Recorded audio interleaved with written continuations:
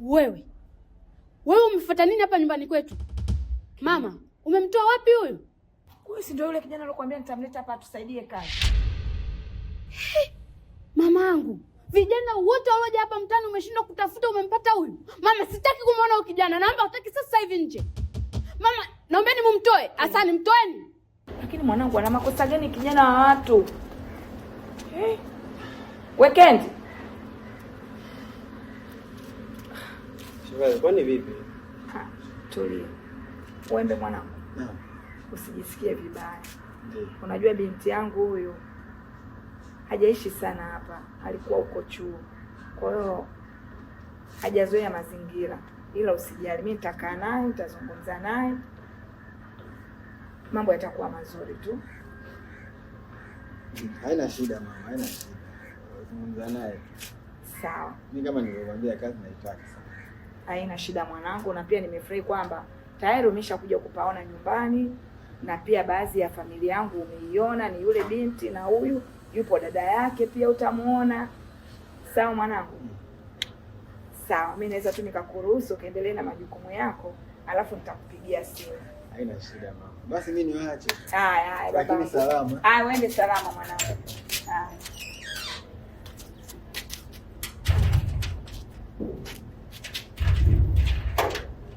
Unaona binamu yako anavyomtia aibu hapa. Hakutaka hata kumwacha mtoto wa watu anywe hata maji ya kunywa. Kwani umepatwa na nini? Mbona ghafla hivi? Kumuona tu akawa mkali nini? Huyo kazoea maisha ya kujitenga. Kwa hiyo akiona sura yote anaona kama ni watu ambao hajawazoea, ila usijali, mimi nitazungumza naye. Basi sawa shangazi, mimi nipo. Mimi niko ndani.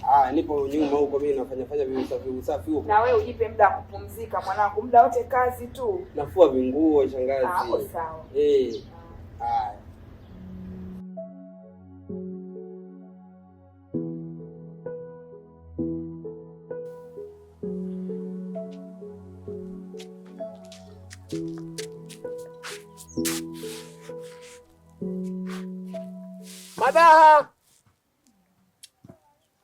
Madaha!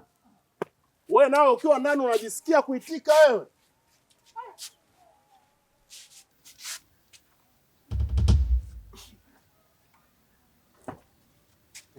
Mwa kibonge. Umefuata nini hapa? Wewe pesa zako washakulipa wewe. Umekuja hapa umeanzisha fujo unaondoka na simu za watu. Pesa zako ameshakupa. Haya unarudisha hizo ngaliba za nini hapa? Na unavyoongea kwa ujasiri sasa. Kwani hujui kama huko ndani wanaishi wateja wangu mimi? Au nawe unataka kuwa mteja wangu? Mimi naweza nikakukopesha hizo jinsi hizo. Na mimi kila mteja wangu ni lazima nimtembelee. Kuna namna naweza kaagiza chochote. Nani aagize kitu kwako mbwa wewe mmoja wewe usiokuwa na fadhila wala ufadhiliki paka wewe? Nani aagize? Umeona sasa?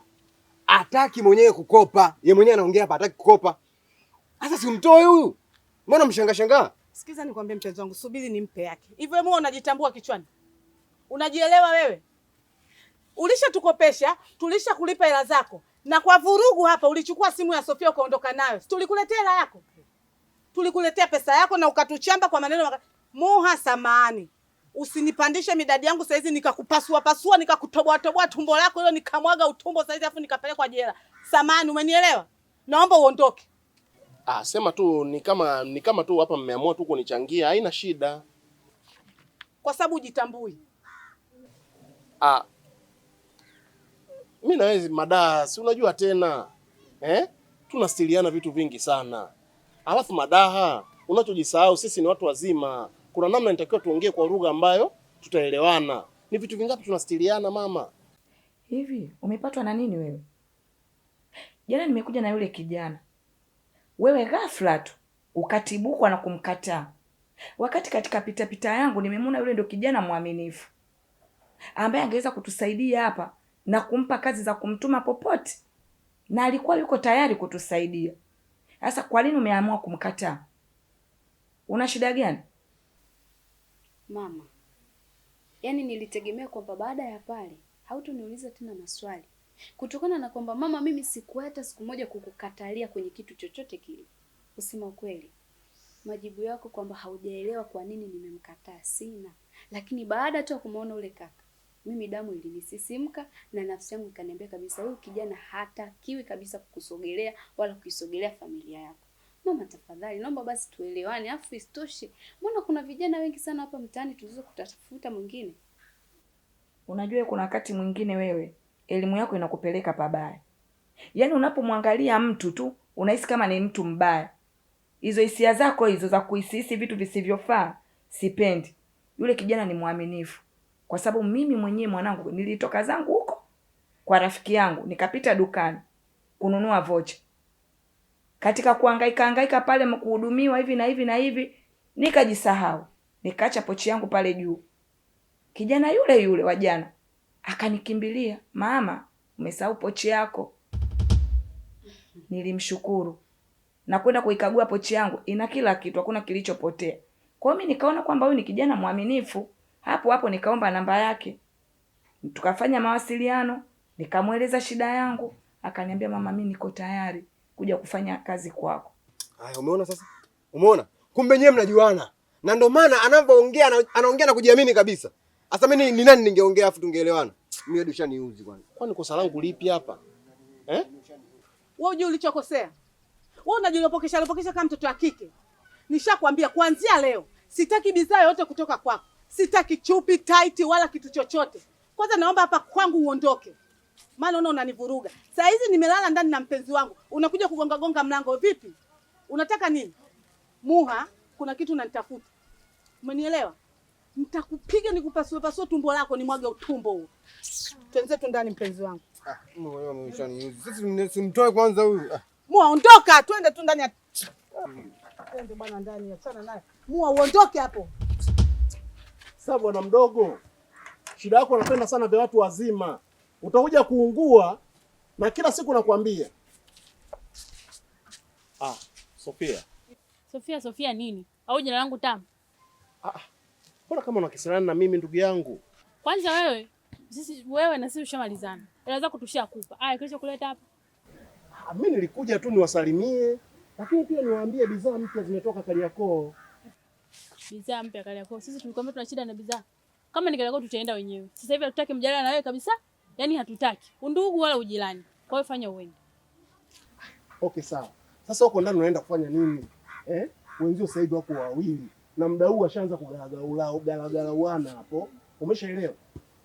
Wewe unaenda kufanya nini na mwanaume ametoka kitumbo wazi? Kwani wewe anakuhusu nini huko ndani? Wewe wawili, wewe watatu. Kwani hicho unachokifanya mimi siwezi kukifanya au?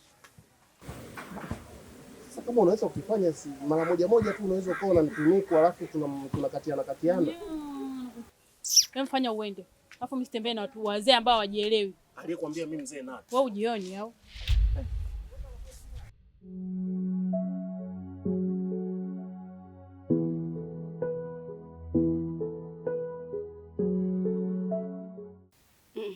Subiri kwanza. Yaani yule kijana wa jana alikuletea wewe pochi uloisahau. Mama, hapana bwana. Utakuwa umemfananisha. Hawezi kukuletea pochi yule hata siku Kendi. Usimwisi mtoto watu vibaya. Mimi siwezi kumfananisha, ni yule. Hebu nisikilize binti yangu. Kwanza wewe ni binti ambaye umeelimika, msomi, unajua nini maana ya elimu, unajua kabisa. Sasa leo yule kijana wa watu, kwanza kumbuka mwanangu analea mtoto peke yake. Kwa maelezo yake. Na binti yake ni mdogo sana. Na yeye ndio baba, ndio mama. Atoke asubuhi akafanya mihangaiko, kibinti chake kipate riziki ya kula. Anapoenda kufanya mihangaiko huko mtani anamwacha na nani mtoto? Na mtaa ulivyochafuka. Mtoto wake akija kufanyiwa ukatili. Ameniomba mimi nifanye kumsomesha binti yake asilipwe hata 100. Kwa hiyo unamaanisha kwamba amekubali kufanya kazi yoyote tutakayomtuma ili mradi tu umsomeshe binti yake? Ndio. Kasema, "Mama, nitakuja kufanya kazi. Nitumeni kokote mnakojua kunituma. Lakini msinilipe mama. Mimi na binti anahitaji elimu na mimi uwezo wa kusema nitafanya kazi hizi za vibarua nimsomeshe mtoto wangu mama itakuwa ni ngumu. Hivyo basi mamangu, kimshahara changu niwekeeni kidogo ili ikitimia ada tutaenda kumlipia binti yangu shule aanze kusoma. Mimi nikiwa mzazi, mwanangu imeniumiza. Tufanye basi kumsaidia kwa ajili ya mtoto wake. Upo sahihi mama. Kama umekubali kwa ajili ya kumsomesha kijana wake, na mimi nimekubali pia. Na Mungu akubariki kwa roho yako nzuri. Sawa.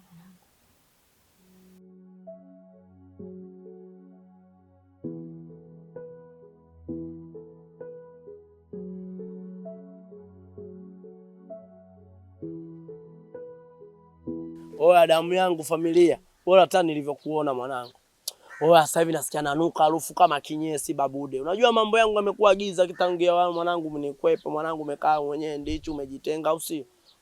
Ile dili tulikuwa tunapanga juzi nikabatue na mshikaji mwanangu. Unajua mimi nimekaa mwenyewe yani giza totoro mwanangu na uambu tu mwanangu anofelesi muda wote mwanangu. Hapa sijui hata kama na maleli. Nasubiri mchezi boti, kwani mchezi boti alitokea mwanangu.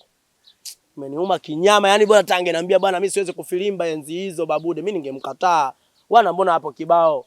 Wapo wana kibao kina Kisiboi, watoto wa Urusi. Kijiwe jeuli kule wazee wanongwa, chai andazi, sukari pilipili. Ningeshtua yote tukaenda kufilimba mwanangu, mimi nimekaa mwenyewe kinyonge babude, sijapenda hii kazi. Sema pole Faza. Unajua maisha ni mitikasi. Alafu muda mwingine mitikasi, kila mitikasi inahoga na Maulana na mipango yake. Huenda alikufanikiwa kwa sababu alikubarikiwa. Kwa hiyo muda mwingine nitakiwa ujue kama hizo baraka zinatoka kwa ule yule ambaye saa God fit namuomba kila siku. Ila good news ni nini mwanangu? Huwezi amini. Yule bimkubwa alipokea simu na nikamit naye na nimepata kazi. Kwa hiyo mimi unaponiona hapa mimi sasa hivi mazingira nishabadilisha. Kwa hiyo mwanangu sasa hivi wewe pambe mshiko unao kama wote. Tukanyonye bange basi au sio? Brother. Mimi sina maana kwamba nimepata kazi basi naishi kama hivyo ambavyo wewe unataka kumaanisha kwamba tuingie tena mtaani nikaanze kuvuta bangi. Mimi nitakiwa hapa sasa hivi niangalie majukumu yangu yanamaanisha nini, niangalie kazi yangu inataka nini, alafu niwajibike. Kwa sababu mimi mshahara wangu wote unaponiona hapa nimeamua kukubali chali yule mtaani pale asikae hivi kamkosa mama yake basi, lakini hata elimu basi na afanye nini asikose. Kwa hiyo nimeamua mshahara wangu nimstendie kwenye swala la elimu, afu mimi nitulie niangalie mitikasi yangu mingine. Wanangu nimekaa na nyinyi hapa, lengo nataka tutoe tofauti zetu. Kila mtu awe na heshima na mwenzie. Na msipoishi kwa kuheshimiana, hamtoweza kusaidiana wakati mna shida. Najaribu kutengeneza hii misingi kwa sababu sisi ni binadamu. Leo nipo, kesho sipo. Ifike mahali kila mtu ajitambue sasa. Pinki mwanangu, wewe ni dada. Dada anapaswa kuwa mwenye kuhifadhi maneno yaliyokuwa kifuani kwake. Yawe ni mazuri ama yawe ni mabaya.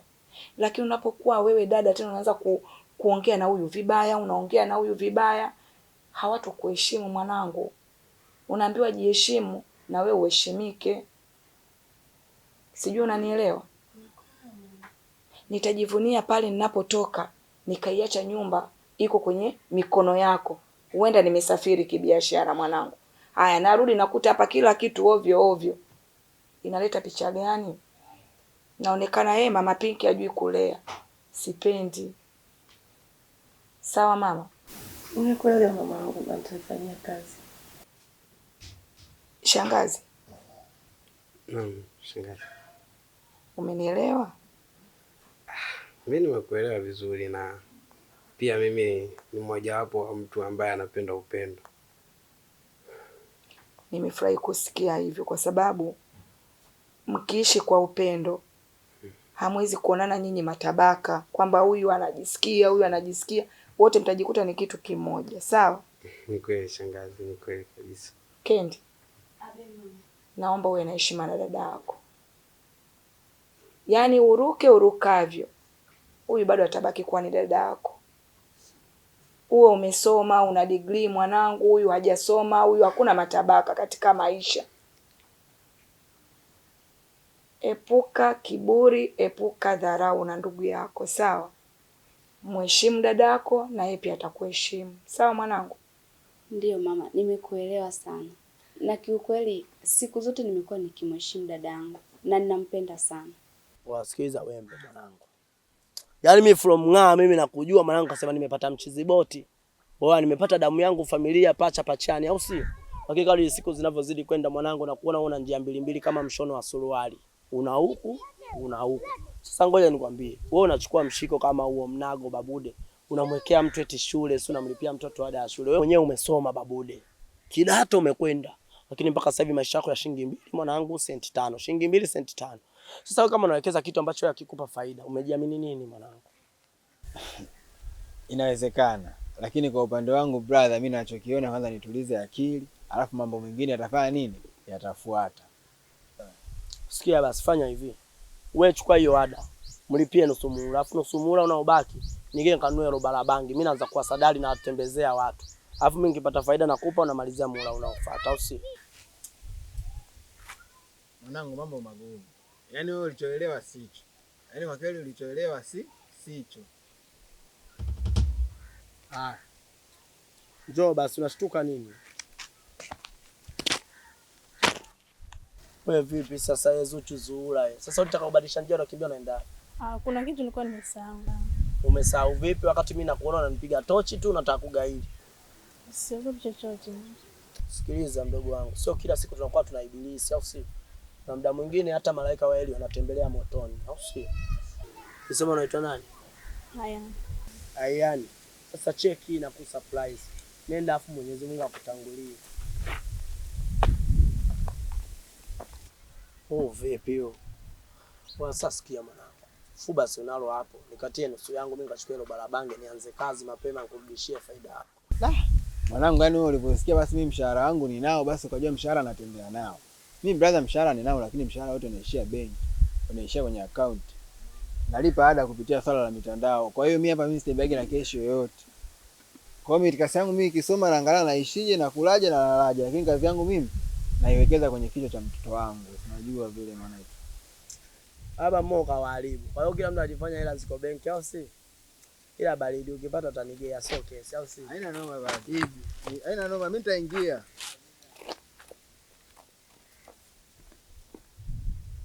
Nawapenda sana wanangu, nyinyi ni familia yangu. Hapa tulipo, mazingira yote haya, nyumba hii, alikadhalika huko nje, ni mali ya Kendi. Kwa sababu Kendi ni urisi wake kutoka kwa baba yake marehemu. Pinki, usininukuu vibaya. Napenda kuliweka wazi kwa sababu Kendi marehemu babake ameacha nyumba hizi 2. Kuna ile hata yeye pia unakumbukumbu na tulianziaga maisha kule. Baada ya hapo ndo tukahamia hapa. Hizo zote ni mali zake Kendi. Kwa sababu nisipoliweka wazi mwanangu, mimi ni binadamu, leo nipo hai, kesho nimekufa, sitaki mje mkatane mapanga. Sitaki. Mama, hichi kikao ulichotuita ulikuwa unataka kuzungumzia habari ya upendo au habari za ulisi? Alafu mimi nilijua huko kote unazunguka, ila tu wewe utaingia kwenye pointi. Hivi mama, ungekuwa ulichagua kuzaa na mwanaume tajiri kama babake Kendi, sasa hapa tungekuwa tunaongelea ulisi wa Kendi na ulisi wangu mimi. Ila kwa kuwa babangu mimi ulimchagua muuza gongo mwenzio kwa kipindi hicho, safari mnakuja hapa mnaniita mimi nje mzungumzie ulisi. Mimi nishajua anazungumziwa hakuna. Wewe acha kisirani basi. Mimi sijasema kugawana urithi hapa kwa sababu wewe hapa huna chako. Niombee heri mimi mama yako niishi maisha marefu hapa duniani. Nitajua na kuweka wapi mwanangu. Na yote haya nayatengeneza mimi ili mradi kesho msije mkagombana. Jamani, huyu mtoto mbona hataki kunielewa mimi? Nimeshamuona toka kitambo anachokochoko, ndio maana nimeliweka wazi. Kosa langu mimi ni lipi Kendi? Labda mama ungetafuta tu muda uongee naye ili umtulize kwa sababu namjua dadangu atakuwa amekasirika sana. Eti auntie, mimi hapa nimeongea baya? Haujaongea baya shangazi. Haya, wewe kama wewe na ufahamu wako na akili zako timamu, wewe hapa nilivyolizungumza ili wewe unalichukuliaje? Shangazi, mimi siwezi nikaingilia sana kwenye mambo ya kifamilia. Mimi nimetoka kijijini, nimekuja mjini ili nije kula kwa jasho. Sijui mtayaweka vipi na sijui mnaendesha vipi. Kwa mimi nilichokizungumza hapa hujakielewa. Maana naongea hivi, mwanangu naye pia ni shahidi. Sio kesho na kesho kutwa hapa Hata wewe pia ukija kuuliza utasema ni kweli shangazi aliyaweka wazi. Sasa unaposema unakuja kula kwa jasho, kwani sisi wote hapa hatuli kwa jasho? Hebu naye muda mwingine basi akili yako ikaze basi. Usionekane kama hopeless material, sawa? Sawa shangazi.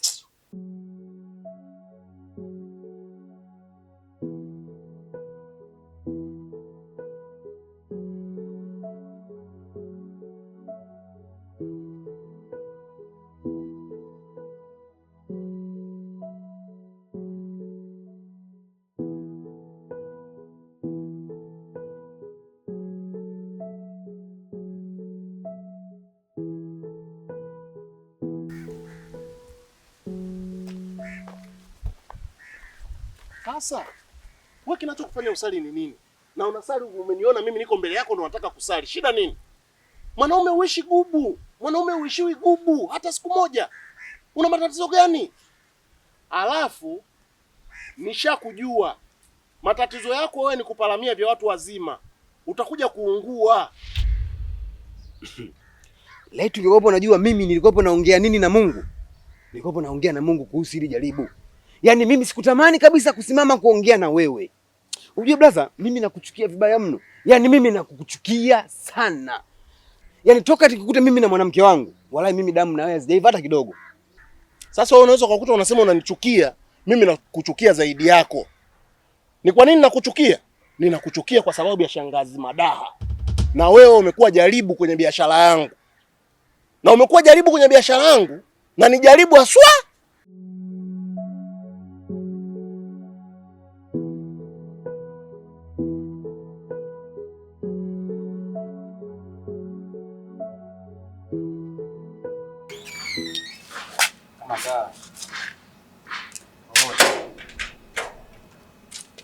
Hebu sikiliza nikwambie. Unajua wewe brother, tangu mara ya kwanza walivyonikabidhi tu wewe kwamba wewe utakuwa unaingia huko ndani kwa ajili ya kutuletea vitu, ndio hujawahi kujihusisha kabisa wala hutaki kujua nini kinaendelea huko ndani. Yaani vituko vinavyoendelea huko ndani hutaki kuvijua. Unaacha kuunga urafiki na mimi, mtu ambaye ndakupa kila kitu kinachoendelea, yaani information. Kila information ambayo itatokea ndakupa. Umeacha kuunga urafiki na mimi ili niwe mtu wa hivyo, unakaa kimya. Kwanza brother, lazima uelewe kama mimi sio Mfarisayo. Mimi sio Myahudi. Mimi ni mwana Israeli ambaye naanza safari yangu nikiwa najua ni wapi ninapoenda. Umenielewa? Alafu isitoshe brother, mimi sihitaji maelekezo yako. Mimi ninachokihitaji kutoka kwako wewe ni pesa tu. Alafu niambie ni nini ambacho nakihitaji kwenye jiji hili. Sio mimi uanze kunipa maelekezo ya nini kinaendelea. Hiyo ni familia yenu, alafu na mimi hainihusu faza. Mimi nimekuja kufanya kazi. Alafu isitoshe, bosi wangu mimi, wewe ni shangazi yako. Kwa kifupi na wewe pia ni bosi wangu. Kwa hiyo ukipunguza ngenga, tutafanya biashara. Hata kama tunashindwa kuuliza. Sema nini kinaendelea?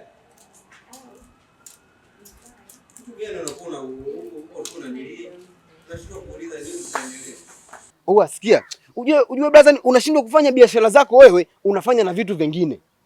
Unachofanya ukopeshe vitu, unafanya na vitu vingine. Sasa brother, hii haishi mpaka iishe. Sasa unanielewa?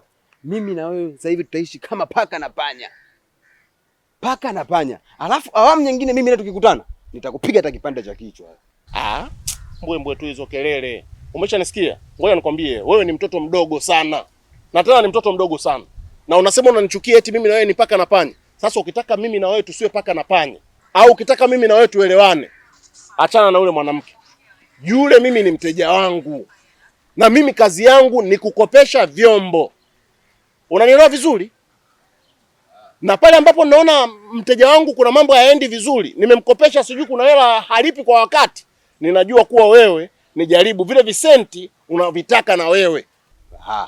Sasa ndo utajua ujui kwamba wewe ni mua au mpogolo. Utaja uje kwenye mfumo mshamba. Tutaona sasa. Hii haiishi mpaka iishi. Mshamba. Wewe unanichimba kibesi au? Ndio maana shari muda wote.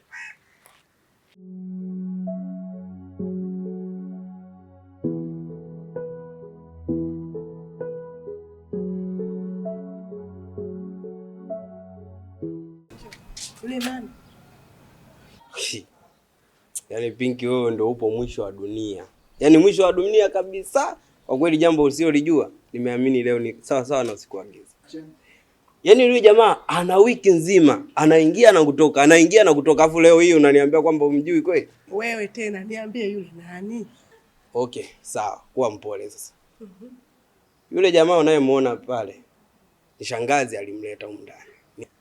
Ni mtu ambaye tutamwagiza kila kitu ambacho tutahitaji. Uwe wewe, niwe mimi, awe Kendi, awe shangazi mwenyewe. Sasa hivi hatuna miguu tena. Sijajua alikuwa anamaanisha nini, ila ndo hivyo. Ila katika usajili mama Mayuku ufanye. Hapa amecheza. Usajili? Usajili gani? Utaelewa. Usajili?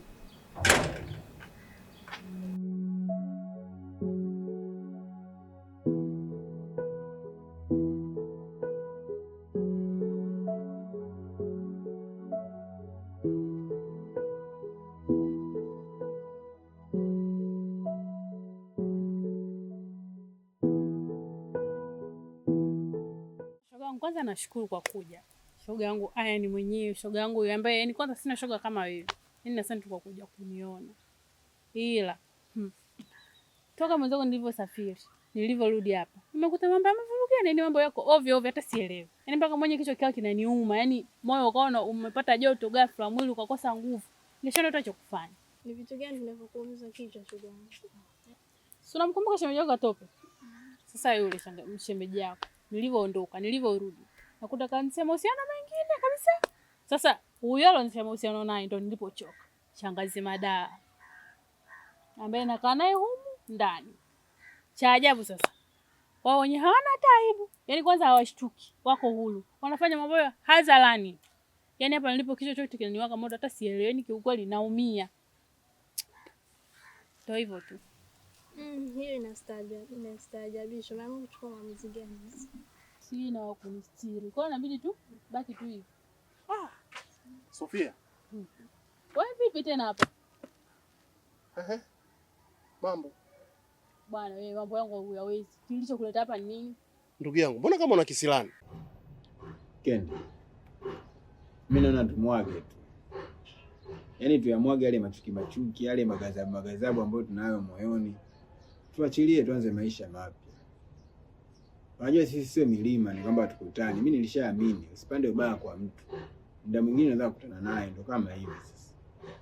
Tunakutana alafu mwisho wa siku atuongee vizuri, mwisho wa siku tunakunjiana, mwisho wa siku nataka tualibiane vibarua. Sikia bwana. Mimi nakuomba jambo hilo moja. Nisamehe. Nikunjulie. Alafu mwisho wa siku tuishi flat tu, yani tusiwe na makasiriko, tuishi kama malaika weupe tu wasafi. Mambo mengine yaendelee. Mimi nitimize majukumu yangu na wewe uishi kwenye mipaka yako. Hivyo unahisi kwamba mimi ningekuwa sijakusamehe, ungekuwa umekaa hapo kwenye ile kochi? Kuna sababu iliyonifanya mimi nikusamehe. Sawa? Na hiyo sababu ni binti yako na sina sababu nyingine yoyote ile. Kiukweli, kama kweli umeamua kubadilika na kuwa mtu tofauti na yule wa mwanzo, basi naomba ubadilike, kwa sababu wewe ni baba, una mtoto. Hivi yule mtoto kesho na kesho kutwa anakuja kusikia stori zako kama zile. Atakuchukuliaje? Mimi nimekusamehe na nimeamua kuacha apite, kwa sababu naijali elimu ya yule binti. Hastahili kabisa kupitia mateso au kuadhibiwa kwa makosa ya babake mpumbavu mmoja tu. Mimi nakubali kwamba kweli mimi ni mpumbavu. Lakini ni upumbavu ambao hauendani kabisa na ujinga. Lakini pia siwezi nikaacha kushukuru kwa sababu kama uliweza kumuona mtoto wangu ni malaika na ukaamua kumpa nafasi, acha apambanie tu maisha yake, acha asome. Acha mimi baba yake ni haso, nifanye kila jukumu linalohitajika nifanye, alafu mwisho wa siku tumsimamie yule mtoto. Shanisoma. Kwa hiyo mimi ninachokuomba, tufunike yote, tuanze upya, alafu na mimi sasa nitahakikisha hapa nyumbani hapa siibi, skabi, sigusi mali yoyote hata kwa tamaa. Yaani mimi nitahakikisha naishi kwa usafi ili kusudi yani nitengeneze misingi mizuri kwa mwanangu na mimi mwenyewe. Niishi maisha ya kitulisti, maisha safi, maisha ambayo yani sitambuguzi mtu yoyote na mimi nitakuwa na amani tele kabisa. Sasa nikuombe kitu. Ukiwa unaongea na mimi, punguza hizo lugha zako za kihuni. Hapa hauongee na yule ni mwenzio kule barabarani, sawa? Unaongea na Kendi, sawa? Alafu kwa nyumbani kwetu huwezi ukaongea na mimi kiuni namna hiyo. Sisi tunaelewana. Anyway, uko hapa kwa condition moja tu. Usiguse kitu changu. Usinikaribie, usiongee na mimi. Uko hapa kweli kwenye majukumu ya familia, lakini mimi niitoe kwenye hiyo familia. Sawa? Tuko wanne. Kwa hiyo unaweza ukahudumia tu hao watatu. Mimi na miguu yangu na mikono nitafanya vitu vyangu mwenyewe. Ukiweza kulishikilia ile condition vizuri, basi utakaa hapa kwa amani. Mimi nimekusoma, mimi sitakugusa, sitakusemesha, wala sitaingia kwenye njia yako yoyote ile. Na nitatimiza majukumu yangu vile ambavyo inatakiwa nitimize. Na sitaongea tena kiuni mbele yako. Si hutaki, mimi hilo na nyewe pia nimelifu. Kuanzia leo mimi na wewe amani. Sitaingia kwenye njia yako wala sitakubugu tena. Tumeelewana basi, tumemaliza.